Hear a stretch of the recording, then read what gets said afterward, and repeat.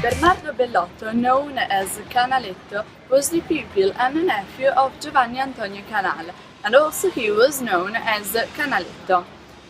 Bellotto was born in Venice in 1721 and died in Warsaw in 1780. He was a printmaker and a veduttista. What is veduttismo? It's a highly detailed painting of a cityscape. To paint this kind of landscape, they used to travel all around Europe. In fact, he moved to Rome, northern Italy, Warsaw, Vienna and Munich.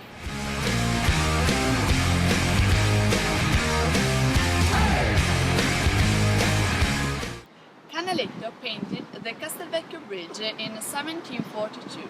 In this period, Verona was dominated by Venice. The bridge was built in the 14th century by the Lord of Verona to grant him a safe way of escape. Is the reason why the bridge is fortified, but unfortunately it was destroyed during the Second World War by German troops, but later was faithfully rebuilt between 1959 and 1951.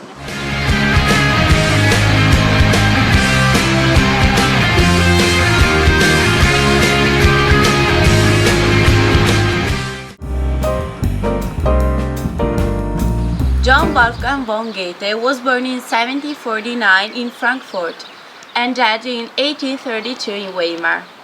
He is considered the greatest German literary figure of the modern era. He also is internationally recognized because he traveled a lot. His first journey to the Italian peninsula was from 1786 to 1788, and it was very significant for him. In fact, 2 years after his return to Germany, he wrote a book based on his diary called Italian Journey.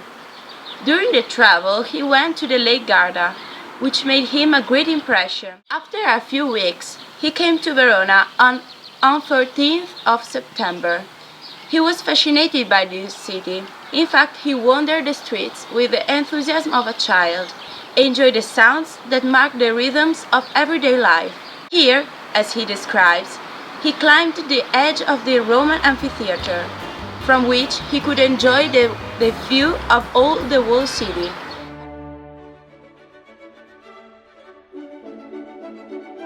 He was born in 1750 in Legnago, a country near Verona.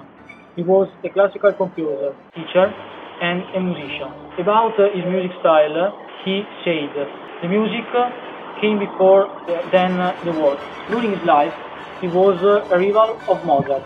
In fact, they were often in competition. Antonio could play two musical instruments, the violin and the harpsichord. During his life, he was far from Legnago, and he made a lot of journey in the Habsburg Empire, in the court of a lot of kings. He died in 1825. Legnago loved Salieri and also now loves him. This is the theater in his honor. The theater was built in 1911. The theater was opened again in 1999. The style of this theater is Rococo. Wolfgang Amadeus Mozart was one of the most important musicians of the 18th century. He was born in 1756 in Salzburg and he died in Vienna in 1791. He was linked to Verona where, as a teenager, he got the first applause. The first Italian journey was from 1769 to 1770, and he stayed in Verona for 2 weeks with his father. The 5th of January 1770 was definitely the most important day of all, because Mozart was invited to perform by the Philharmonic Academy in front of the most important personality of the city. It also documented a concert that was performed on 7th of January. In the church of Santo, he played the barrel organ. He probably improvised during the concert, as was his costume. Finally, after this journey, he traveled to Verona other times, from 1771 to 1773. George Gordon Byron was born in London in 1788. He was one of the greatest British poets and a leading figure in the Romantic movement. he remains widely read and influential.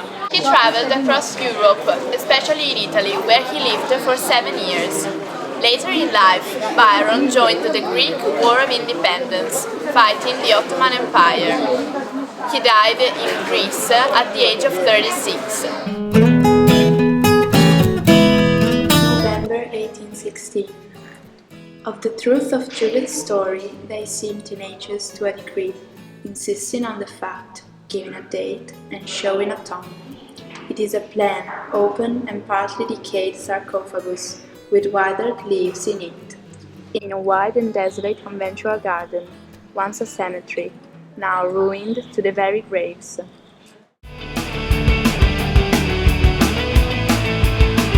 Charles Dickens was born in Landport in 1812 in a very poor family.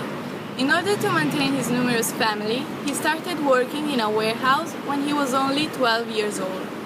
This experience affected him so much that he became the most vigorous and influential voice of the working classes in his age. Later in his life, he worked as a journalist, and apart from novels, he also wrote short stories and essays. He lived in Verona for a year in 1844. He died at home in 1870. Pleasant Verona, with its beautiful old palaces and charming country in the distance, seen from terrace walks and stately balustrated galleries, with its Roman gates still spanning the fair street and casting on the sunlight of today the shade of 1500 years ago, with its marble-fitted churches, lofty towers, rich architecture, and quaint or quiet thoroughfares, where shouts of Montagues and Capulets once resounded, and made Verona's ancient citizens pass by their grave. Gian Carducci was born in 1835 in Lucca. He was an Italian poet and writer and also a teacher. Carducci was the first Italian writer to receive the Nobel Prize in 1906. He became a teacher in Lucca and also after that he became a professor in Bologna. He loved Latin and Greek style. In fact, his style it was inspired by classical style.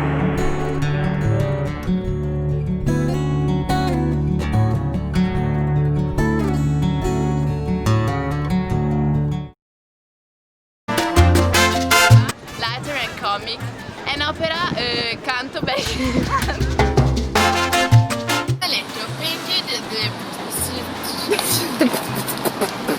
He was one of the greatest British poets.